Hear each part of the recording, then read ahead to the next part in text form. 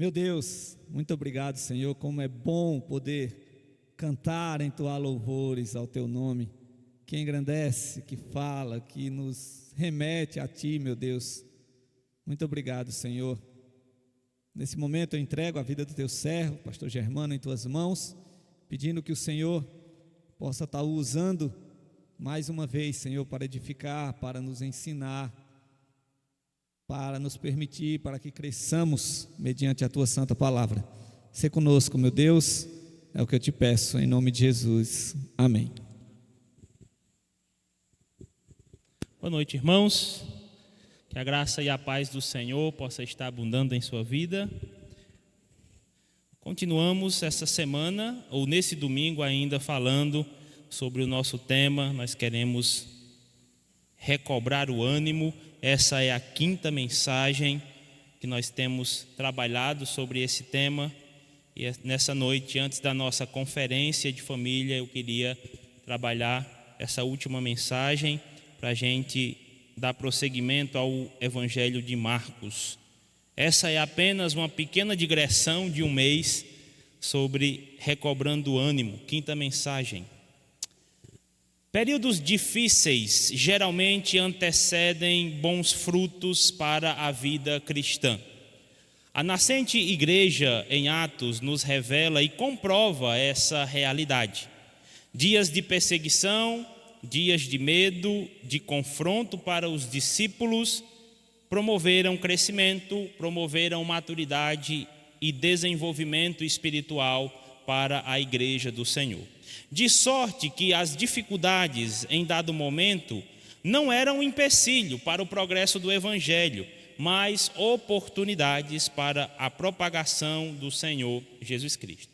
Eu quero convidá-los nessa noite a abrirmos juntos em Atos, capítulo de número 5. Atos capítulo 5, verso 17 ao 42. Atos dos Apóstolos, capítulo 5, verso do 17 ao 42.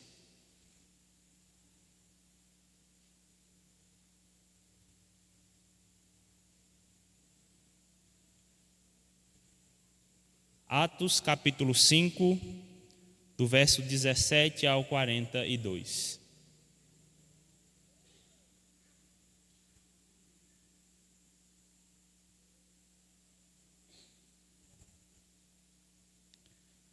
Levantando-se, porém, o sumo sacerdote e todos os que estavam com ele, isto é, a seita dos saduceus, tomaram-se de inveja, prenderam os apóstolos e os recolheram à prisão pública. Mas de noite, um anjo do Senhor abriu as portas do cárcere e, conduzindo-os para fora, lhes disse: Ide e, apresentando-vos no templo, dizei ao povo todas as palavras dessa vida. Tendo ouvido isto, logo ao romper do dia, entraram no templo e ensinavam. Chegando, porém, o sumo sacerdote e os que com ele estavam, convocaram o sinédrio e todo o senado dos filhos de Israel e mandaram buscá-los no cárcere. Mas os guardas, indo, não os acharam no cárcere e, tendo voltado, relataram, dizendo: Achamos o cárcere fechado com toda a segurança e as sentinelas nos seus postos junto às portas, mas abrindo-as a ninguém encontramos dentro. Quando o capitão do templo e os principais sacerdotes ouviram estas informações, ficaram perplexos a respeito deles e do que viria a ser isso. Nesse ínterim, alguém chegou e lhes comunicou: Eis que os homens que recolhestes no cárcere estão no templo ensinando o povo.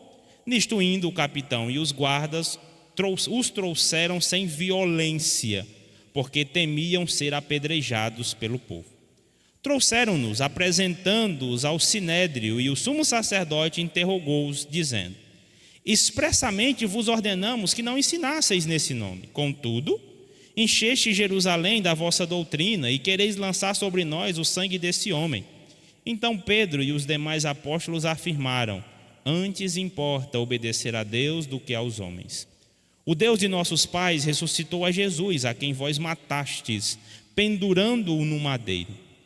Deus, porém, com a sua destra, o exaltou a príncipe e salvador, a fim de conceder a Israel o arrependimento e a remissão dos pecados. Ora, nós somos testemunhas desses fatos, e bem assim o Espírito Santo que Deus outorgou aos que lhe obedecem. Eles, porém, ouvindo, se enfureceram e queriam matá-los. Mas levantando-se no sinédrio um fariseu chamado Gamaliel, mestre da lei, acatado por todo o povo, mandou retirar os homens por um pouco e lhes disse: Israelitas, atentai bem no que ides fazer a este homem, porque antes desses dias se levantou Teudas, insinuando ser ele alguma coisa, no qual se agregaram cerca de 400 homens. Mas ele foi morto, e todos quantos lhe prestavam obediência se dispersaram e deram em nada. Depois desse, levantou-se Judas, o galileu, nos dias do recenseamento, e levou muitos consigo. Também este pereceu, e todos quantos lhe obedeciam foram dispersos. Agora vos digo: dai de mão a estes homens, deixai-os, porque se este conselho ou esta obra vem de homens, perecerá. Mas, se é de Deus, não podeis destruí-los, para que não sejais, porventura, achados lutando contra Deus. E concordaram com ele. Chamando os apóstolos, açoitaram-nos, e ordenando-lhes que não falassem em nome de Jesus, os soltaram. E eles se retiraram do sinédrio, regozijando-se, por terem sido considerados dignos de sofrer afrontas por esse nome. E todos os dias, no templo e de casa em casa, não cessavam de ensinar e de pregar Jesus, o Cristo. Nosso eterno Deus, nós queremos nessa noite suplicar o teu cuidado, o teu agir sobre a nossa vida e sobre a tua igreja. Nós queremos, a partir dessa história, dessa bela história, desses fatos narrados, tomar as lições devidas para a nossa vida. Queremos, meu Deus, mudar o nosso viver, não apenas o nosso comportamento. Nessa noite nós suplicamos ao Teu Santo Espírito que trabalhe de tal forma em nosso coração, que as nossas vidas possam ser confrontadas, mudadas, transformadas para o bom serviço do Senhor nesse mundo e para o progresso do Teu reino e do Teu Evangelho. Ajuda-nos, Senhor, nós clamamos nessa noite. Ajuda-nos, fortalece-nos, abençoa a Tua igreja, abençoa o Teu povo, para que possamos ser aquilo que o Senhor deseja de nós, aquilo que o Senhor espera da Tua igreja. É o meu clamor nessa noite, e nós o fazemos humildemente, no nome do nosso Salvador, o Senhor Jesus. Amém. Quais são as ações evidenciadas por Lucas na vida dos discípulos, que promove na nossa vida, ou olhando para a vida dos discípulos, promove disposição no nosso coração intencional de viver para Deus? A primeira ação que Lucas evidencia e que promove em nós encorajamento para nosso serviço ao Senhor é coragem para continuar falando de Jesus. A primeira ação que nós podemos perceber na vida dos discípulos é a coragem para continuar falando do Senhor Jesus. Nota comigo os versos de 17 a 21. Atos capítulo 5, versos de 17 a 21. Levantando-se, porém, o sumo sacerdote e todos os que estavam com ele, isto é, a seita dos saduceus, tomaram-se de inveja, prenderam os apóstolos e os recolheram à prisão. Mas de noite, um anjo do Senhor abriu as portas do cárcere e, conduzindo-os para fora, lhes disse: Ide, e apresentando-vos no templo, dizei ao povo todas as palavras desta vida. Tendo ouvido isto, logo ao romper do dia, entraram no templo e ensinavam. Atos, como nós vimos hoje pela manhã, é o segundo livro escrito pelo evangelista Lucas. Ele é fruto, assim como o Evangelho de Lucas, ele é fruto de uma pesquisa profunda e, como ele gosta de dizer isso lá no Evangelho de Lucas, da narração coordenada dos fatos que acompanharam o ministério de Jesus no Evangelho de Lucas, mas agora o que Lucas está registrando no livro de Atos são os fatos que aconteceram pelo poder do Espírito Santo através das mãos dos apóstolos. Este livro, assim como o Evangelho de Lucas, ele é endereçado a um amigo, certamente um amigo íntimo, Teófilo, e ele é uma espécie de segundo evangelho. Por quê? Porque seu objetivo é basicamente relatar a continuidade do ministério de Jesus através dos seus discípulos, tanto em Jerusalém, quanto na Judéia e em toda a Samaria. Capítulo 1, verso 8 é o que nós chamamos de chave hermenêutica do livro de Atos. Como assim, pastor, chave hermenêutica? O que é que uma chave faz? Ela basicamente abre. Então, o capítulo 1, o verso 8 no livro de Lucas é basicamente a chave para a gente entender tudo o que vai acontecer. Então, o evangelho começa em Jerusalém, ele se dispersa em uma perseguição, os discípulos, os apóstolos saem, na verdade, vão pela Judéia, chegando até Samaria e até os confins da terra, e isso registrado através da pena de Lucas, através do ministério de Pedro e também do apóstolo Paulo. Lucas, por assim dizer, no livro de Atos, tem basicamente dois personagens principais. O personagem principal por excelência é o Espírito Santo. É o Espírito Santo que está atuando na vida da igreja. É o Espírito Santo que está promovendo mudança. É o Espírito Santo que está capacitando os apóstolos e discípulos a falarem de Jesus em um tempo muito difícil. Mas quando nós olhamos para o livro de Atos, 2 dos apóstolos do Senhor estão em evidência. Então, os 12 primeiros capítulos tratam do ministério de Pedro, e do capítulo 13 em diante, basicamente, o Lucas trata sobre o ministério de Paulo, chegando ali aos confins da terra. O ministério de cura dos apóstolos provocou o segundo ataque por parte das autoridades. Da mesma forma que a cura milagrosa do coxo provocara o primeiro. Então os discípulos estão em Jerusalém, Pedro e João, em Atos capítulo de número 3, estão subindo para a oração às 3 horas da tarde, e ao encontrar-se com um coxo à porta do templo, a porta formosa do templo, aquele coxo vai estar ali para pedir alguma ajuda, e ele olha para Pedro e João e pede alguma ajuda. E Pedro diz: olha, eu não tenho ouro nem prata, mas o que eu tenho, isso lhe dou. Em nome de Jesus, o que é que você tem que fazer? Te levanta daí. E aquele homem se levanta, testemunha sobre aquele fato. E o que nós encontramos é o seguinte, capítulo 4, versos de 1 a 3. Atos capítulo 4, verso de 1 a 4, perdão. Atos capítulo 4. Falavam eles ainda ao povo quando sobrevieram os sacerdotes, o capitão do templo e os saduceus, ressentidos por ensinarem eles o povo e anunciarem em Jesus a ressurreição dentre os mortos, e os prenderam, recolhendo-os ao cárcere até o dia seguinte, pois já era tarde. Muitos, porém, dos que ouviram a palavra aceitaram, subindo o número de homens a quase 5.000. O que é que acontece? Algumas pessoas que presenciaram a cura do coxo, no começo de Atos 3, escutam de Pedro o testemunho de Jesus, ou escutam de Pedro o evangelho. Então, o que é que acontece? Pedro e João estão basicamente falando no templo, no átrio do templo, no espaço reservado no templo.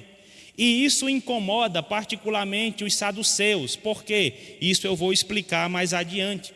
Mas o ministério de cura dos apóstolos está incomodando basicamente as autoridades, especialmente o sumo sacerdote, que nós inferimos aqui que seja Anás, e os saduceus. O mesmo sol que amolece a cera é o mesmo sol que endurece o barro. Os líderes religiosos, eles não se dobraram diante das evidências do poder de Deus. Ao contrário, eles endureceram-se ainda mais, e agora, em vez de se converterem à fé cristã, eles queriam matar os apóstolos. Se você acompanhou comigo as exposições de Marcos, você vai perceber que em Marcos a conspiração para matar Jesus, as ameaças para matar Jesus, elas só aumentam. Elas só aumentam. Então eles perseguem Jesus, perseguem Jesus, perseguem Jesus, até o ponto de matarem Jesus. O que está acontecendo em Atos 3 e adiante é a mesma coisa. Eles mataram Jesus, entre aspas. Jesus está ressurreto, reina eternamente.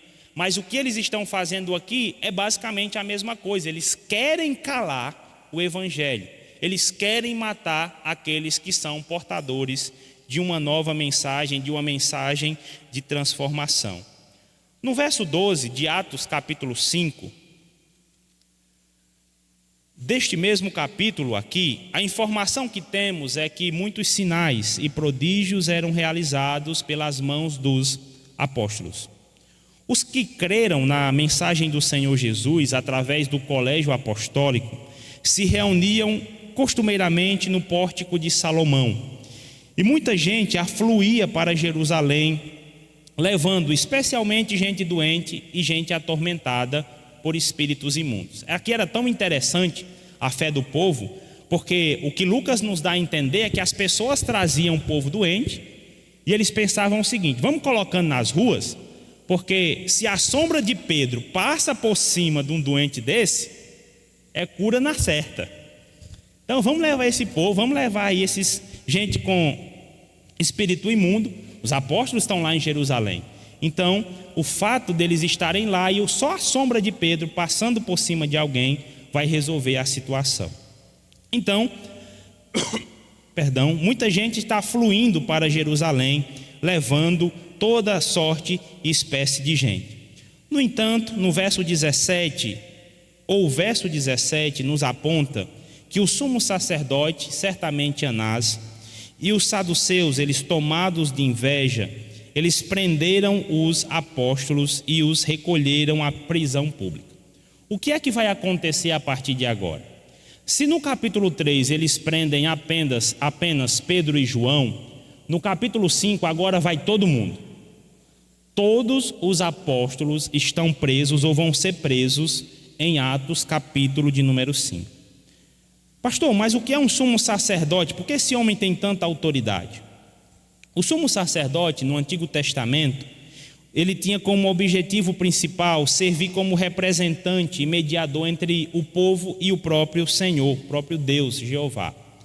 O ofício era estabelecido a partir de Arão, o irmão de Moisés, e os sumos sacerdotes eram basicamente aqueles que eram chefes do templo. Vou usar essa palavra, mas usando aqui com certas reservas. Então, isso começou com o tabernáculo e passou para o templo. Então, o ofício de sacerdote existia desde Arão.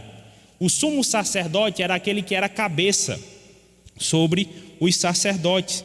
Então, era a responsabilidade do sumo sacerdote garantir que a aliança fosse cumprida. Então, o sacerdote era basicamente o professor da aliança, mas também aquele que oficiava os sacrifícios, a fim de que as pessoas cumprissem os deveres do templo e da lei de Moisés. E quem eram os saduceus, pastor? Era o partido dos sacerdotes que controlavam o templo. O sumo sacerdote era o cabeça daqueles que oficiavam no templo, mas nos dias de Jesus, os saduceus, eles controlavam o templo e seu serviço. Os saduceus, eles eram conhecidos por sua estrita obediência à lei de Moisés e por não acreditarem na existência de espíritos, especialmente dos anjos, e não acreditavam também na ressurreição. Justamente tudo aquilo que os discípulos, os apóstolos estão pregando. Eles acreditam que a lei foi dada através dos anjos, e Pedro faz questão de dizer isso em Atos 2, e eles estão trabalhando aqui, falando sobre a ressurreição de Jesus. Então, o principal sacerdote, o sumo sacerdote e os saduceus, eles estão tomados de inveja, porque a doutrina deles não cresce, não se manifesta, o grupo deles não cresce, eles são um grupo muito político. E aquilo que os discípulos de Jesus estão fazendo, falando sobre ressurreição, pregando sobre Jesus, falando sobre anjos, então o cristianismo está crescendo, muito contrariamente à doutrina dos saduceus. Eles precisam estancar o evangelho, eles precisam. E os conduziram, os discípulos, à prisão pública.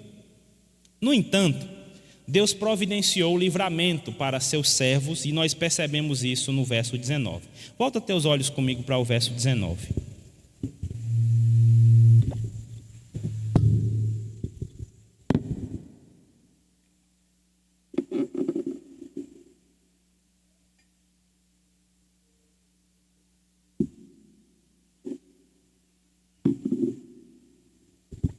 Atos 5,19, agora sim.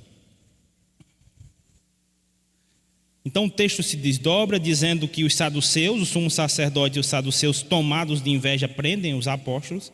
Mas, verso 19, mas, de noite, um anjo do Senhor abriu as portas do cárcere e, conduzindo-os para fora, lhes disse: Ide, e apresentando-vos no templo, dizei ao povo todas as palavras desta vida.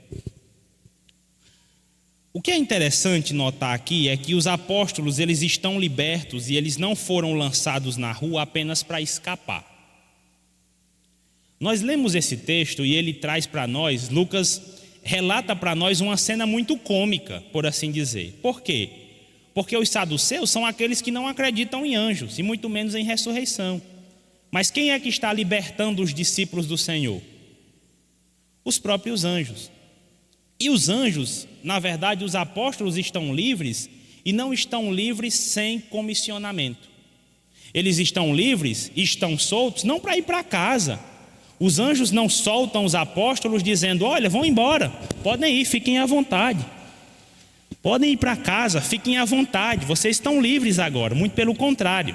Qual é o encorajamento dos anjos naquele momento para os apóstolos? Vocês estão livres, mas vocês têm uma missão. Vocês precisam ir para campo inimigo. Vocês precisam ir falar de Jesus no templo, especialmente que esse Jesus morreu e ressuscitou pelos nossos pecados.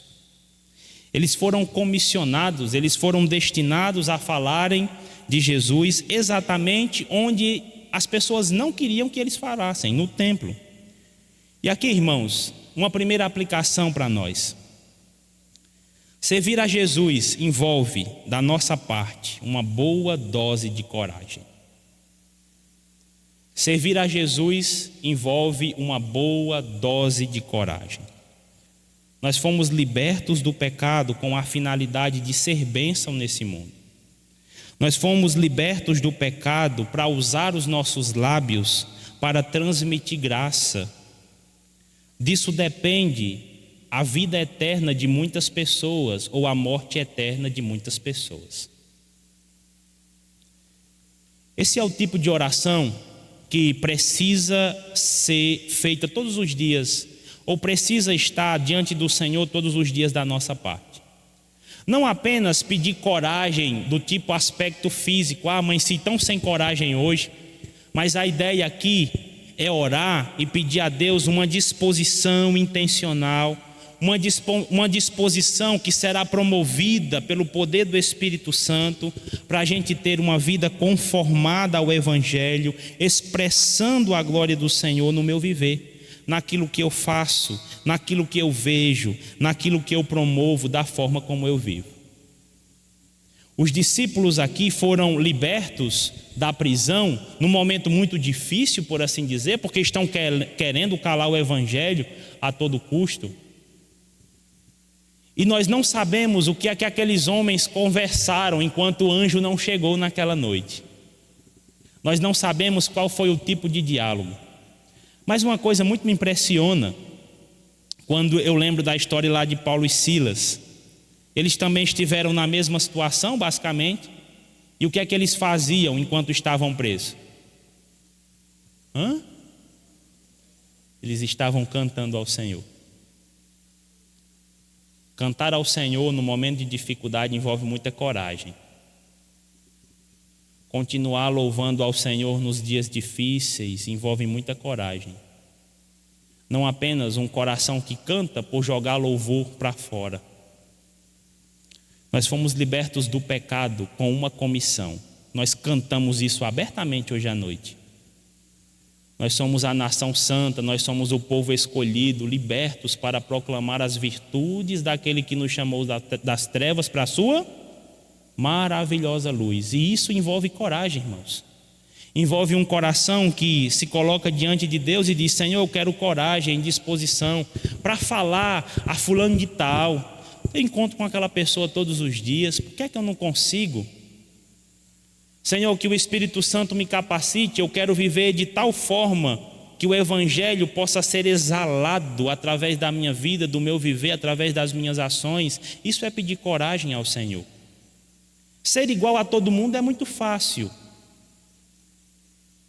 Difícil é receber do Senhor o comissionamento e fazer exatamente como nós fomos comissionados.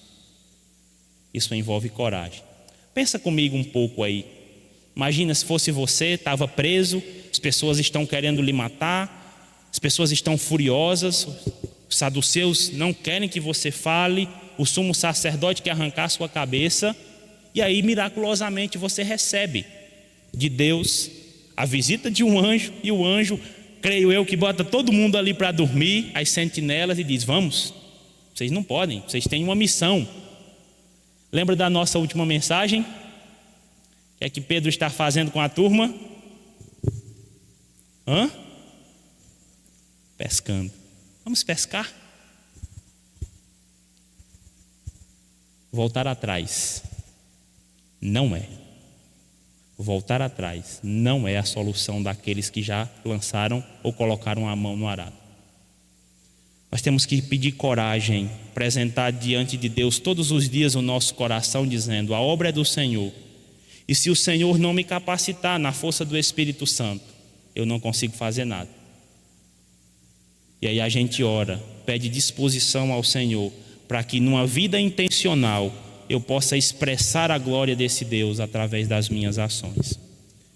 Quais as ações evidenciadas por Lucas na vida dos discípulos que promove na nossa vida disposição intencional no viver para Deus? Primeiro, coragem para continuar falando de Jesus. Segundo, convicção para enfrentar os desafios. A história acontece, e aqui eu quero fazer igual eu fiz domingo passado com você. Eu quero que você mentalize comigo toda a história. Então, os discípulos estão livres. Certamente é o amanhecer do dia, a barra já vem clareando, os discípulos estão soltos, estão livres. E aí eles recebem um comissionamento: vocês precisam ir ao templo, vocês não podem deixar de falar de Jesus, vocês precisam de coragem. E o próprio Deus está capacitando aqueles homens com essa coragem vinda do alto. Eles estão no templo, o dia está amanhecendo, e aqui o que é interessante é porque o Sinédrio volta a se reunir. E o que é o Sinédrio, pastor? A gente lê tanto isso nos evangelhos. O Sinédrio é uma espécie de STF dos judeus. Era basicamente o Senado dos judeus, era gente de alto nível, e eles funcionavam basicamente como um alto tribunal dos judeus, que se reunia em Jerusalém e também dos vários tribunais menores. Então, era basicamente o alto escalão judaico em termos judiciários. A cena é bem cômica, por quê? Porque o dia amanhece, o Sinédrio se reúne, não apenas o Sinédrio, o sumo sacerdote chega junto com os saduceus, e aí eles se reúnem e dizem: olha, vão buscar lá os apóstolos, vão buscar os apóstolos. E o que é interessante é porque eles chegam lá, tem guardas na porta, nós não sabemos o que acontece, os guardas dormiram, Atos mais adiante relata um pouco mais sobre isso, mas aqui eles abrem as portas e não encontram lá ninguém.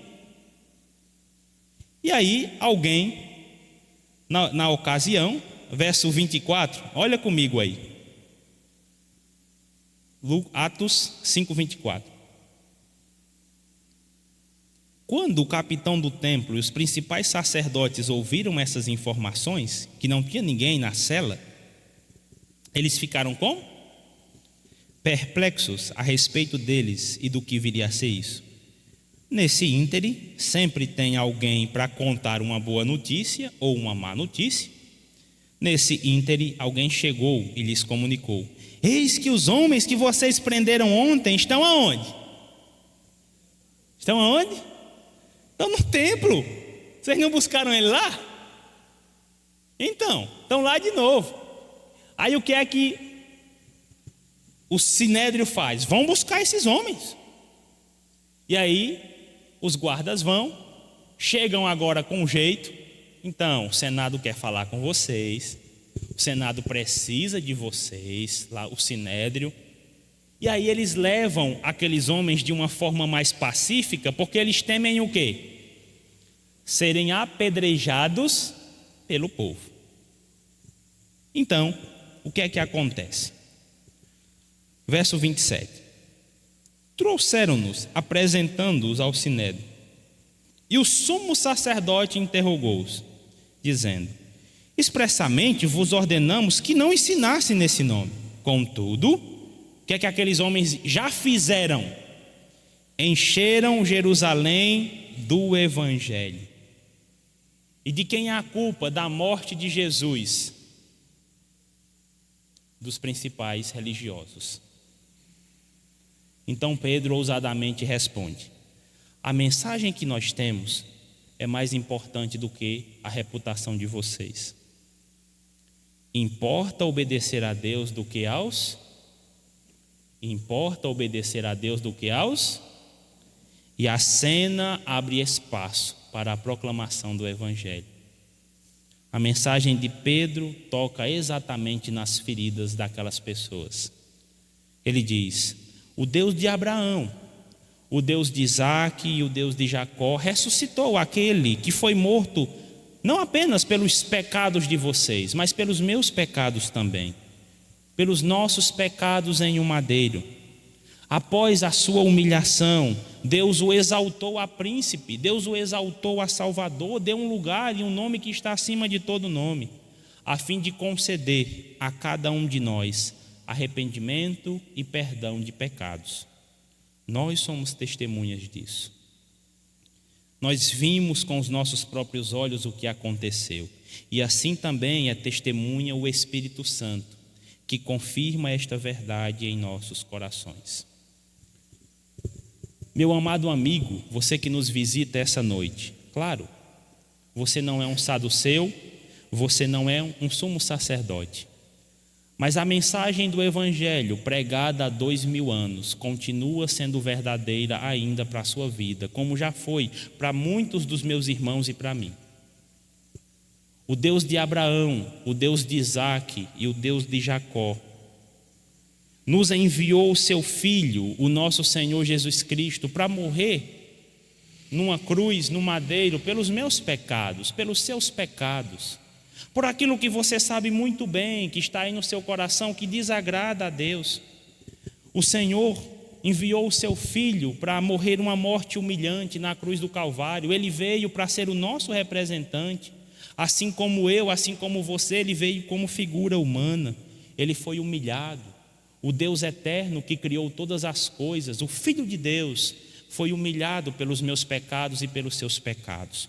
Na cruz, crucificado nu, ele foi rasgado, foi dilacerado, e por sua morte, por sua humilhação, ele nos concedeu espaço para arrependimento.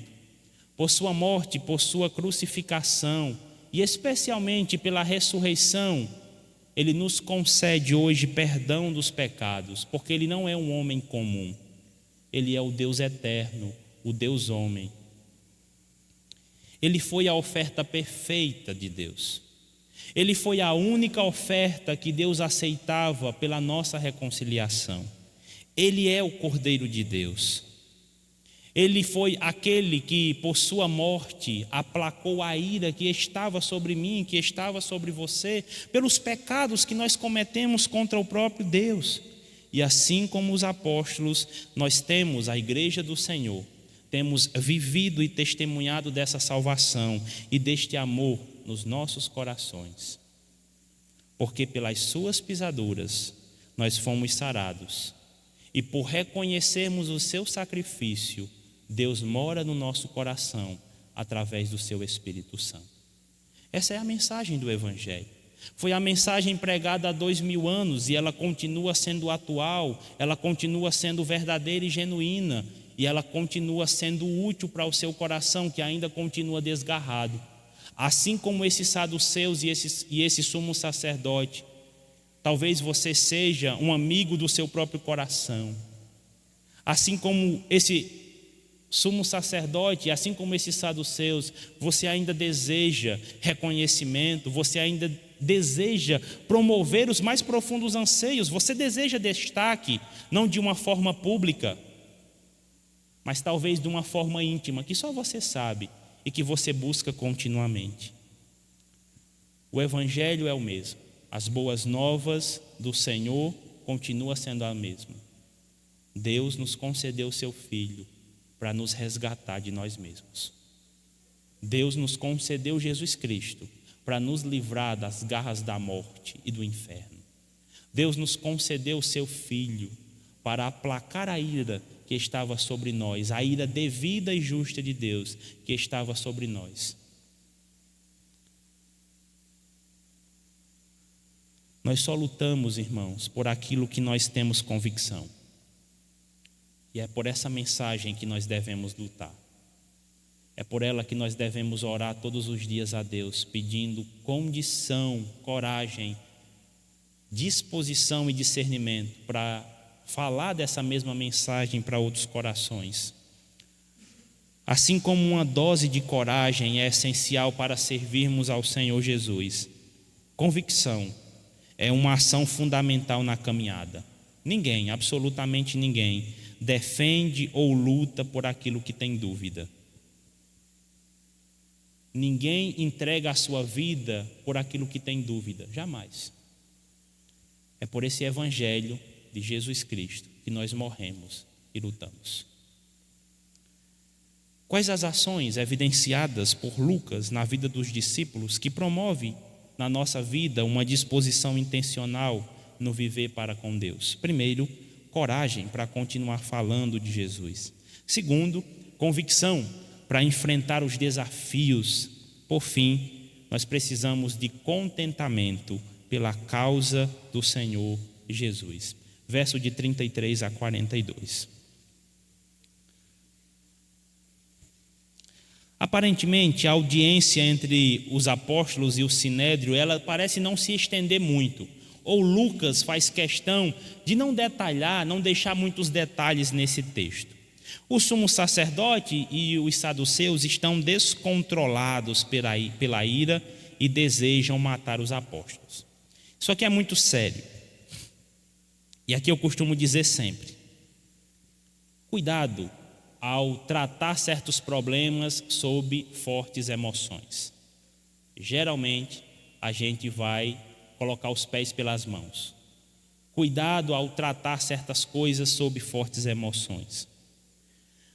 No entanto, Gamaliel tem uma palavra de sabedoria naquele sinédrio. Está todo mundo querendo calar os cristãos, especialmente os apóstolos, mas Gamaliel tem uma palavra de sabedoria. Verso 35 a 39.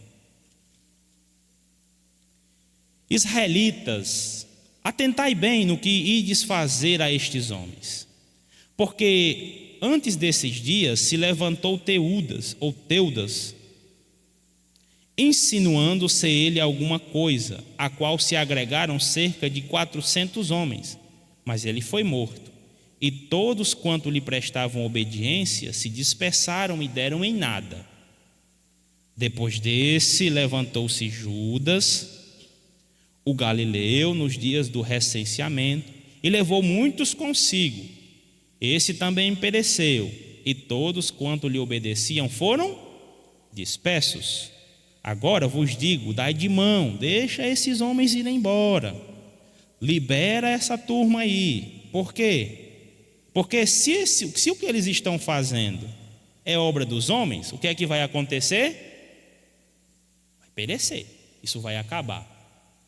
Mas, verso 39, mas se é de Deus, não podereis destruí-los, para que não sejais porventura achados lutando contra e concordaram com ele. Trazendo a realidade dos falsos mestres da época, Gamaliel pede cautela aos líderes religiosos. Gamaliel basicamente está dizendo: calma aí, gente, deixa essa turma embora, deixa esses homens irem. Por quê? Porque vocês conhecem Teudas e conhecem Judas. Se o que esses homens estão realizando são apenas obras humanas, isso aí vai acabar e vai acabar logo. Mas, se a coisa for de Deus, é perigoso vocês continuarem fazendo isso, porque vocês vão achar-se lutando contra Deus. Lembra de Jacó? Jacó fez o que com Deus? Lutou a noite inteira. Trazendo novamente os discípulos, eles açoitaram os discípulos e deram uma ordem: não falem mais em nome de Jesus. Vão embora, não falem mais em nome de Jesus. E como é que eles saíram dali? O que é que o texto diz aí? Saíram chorando porque apanharam. Eles saíram se regozijando. Sabe por quê, irmãos? Porque todas as vezes que nós olhamos o sofrimento de Jesus na cruz do Calvário, nenhum sofrimento nosso vai ser maior que aquele. O Evangelho é importante para a nossa vida. Nós precisamos do Evangelho todos os dias, porque nos tira do eu mesmo, da gente se contemplar demais, se olhar demais no espelho e achar que todas as coisas que acontecem comigo é uma injustiça divina. Está tão difícil, estou sendo perseguido no meu trabalho. Irmãos, o Filho de Deus foi perseguido durante o seu ministério aqui por gente que sabia quem era Deus. E Jesus deu todas as evidências que era o Filho de Deus.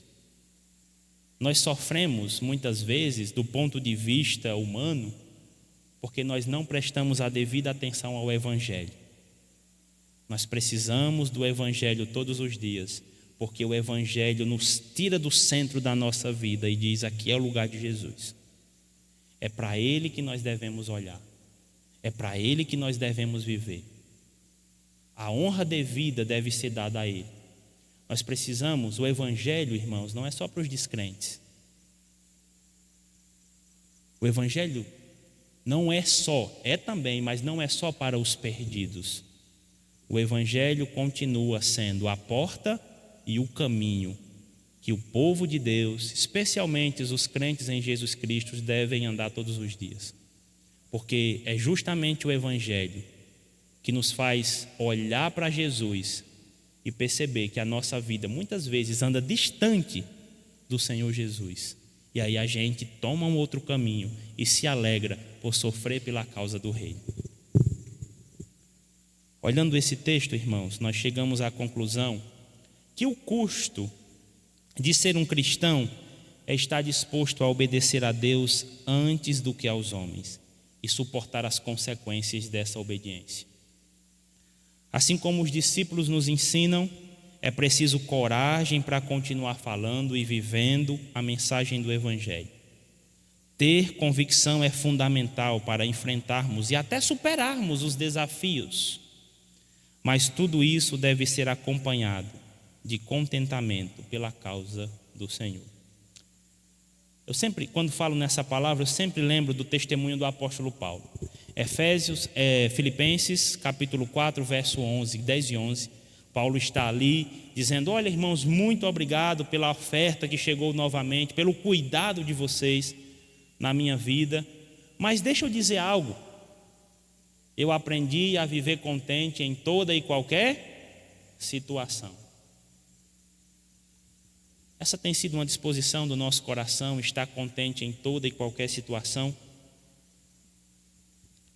Nós devemos, contentamento não nasce no nosso coração no estalar de dedos. Ele precisa ser ensinado. Eu aprendi a estar contente em toda e qualquer situação. Eu quero aplicar rapidamente esse texto em 3 aplicações. Primeiro, nem todo mundo que está a serviço de Deus tem a vida controlada por Ele. Isso aqui é interessante porque quando eu olho para o sumo sacerdote, alguém de referência teológica nos dias de Jesus, e os saduceus, que era alguém muito respeitado no templo, essas pessoas estão querendo matar outras pessoas. Nem todo mundo que está a serviço de Deus tem a vida controlada por Ele. Essa deve ser a nossa reflexão constante e contínua. Se eu estou a serviço de Deus, a minha vida é controlada por Ele? A minha vida expressa, de fato, o serviço? Ou será que eu estou oferecendo um serviço hipócrita ao Senhor? Nem todo mundo que está a serviço de Deus tem a vida controlada por Ele. Segunda aplicação, que a nossa confissão de fé, aquilo que nós dizemos, eu sirvo a Deus, eu amo a Deus, eu amo a Jesus, eu vivo pela causa, eu estou pronto para morrer pela causa de Deus, estou pronto para dar minha vida pelo Senhor. Que a nossa confissão possa condizer, possa estar em sintonia com a nossa expressão prática, com a nossa vida prática. E eu tiro isso da segunda verdade, a convicção para enfrentar os desafios. Esses homens estão enfrentando as dificuldades com o sinédrio, porque eles têm convicção da mensagem e da pessoa que eles servem. Que os nossos lábios possam estar em sintonia com aquilo que nós fazemos exteriormente. Que o nosso coração possa, de fato, ter a convicção, mas que as nossas mãos possam fazer o que, de fato, o nosso coração está dizendo. Terceira e última aplicação dessa noite. O reino de Deus vai continuar avançando, apesar das investidas de Satanás e suas artimanhas. O reino do Senhor, a obra do Senhor, a igreja do Senhor vai continuar avançando. O trabalho de Deus vai continuar avançando, apesar das dificuldades, apesar das artimanhas do diabo, apesar do nosso desânimo. E eu diria mais, olhando para esse texto, a obra do Senhor, ela vai adiante, ela vai prosseguir, apesar das grandes e muitas dificuldades. Se nós de fato estamos servindo a Deus com sinceridade, a obra do Senhor e o reino do Senhor vai continuar progredindo, apesar de nós e apesar do diabo e das suas artimanhas. Você crê nisso? Vamos orar? Deus Santo, nós queremos louvar ao Senhor por essa noite, pela Tua palavra, pelos meus irmãos aqui reunidos. Muito obrigado pelo Teu amor e cuidado. Obrigado por Tua palavra, pelo exemplo dos apóstolos. Muito obrigado. Nos dê a mesma coragem, Senhor, para continuarmos pregando Jesus. Nos dê a convicção, Senhor, para superarmos os desafios.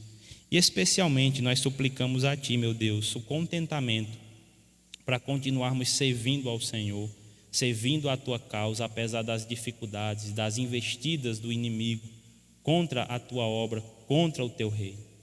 Investidas essas, muitas vezes travestidas da preguiça, da tentação, das muitas ofertas desse mundo.